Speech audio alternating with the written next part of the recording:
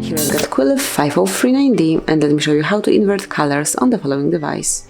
So at first let's open the list of all applications, then go to the settings, locate and open accessibility, and here scroll down to the very bottom of the list where you will find color inversion under display. Just click on it, and as you can see, the colors have been inverted, so you can use your device with the difference in colors, so they are totally inverted.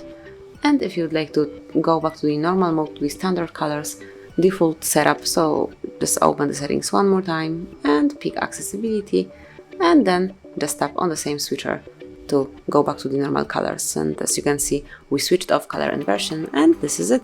So that would be all, so you can smoothly and easily invert colors in your device. Thank you for watching. Please subscribe our channel and leave the thumbs up.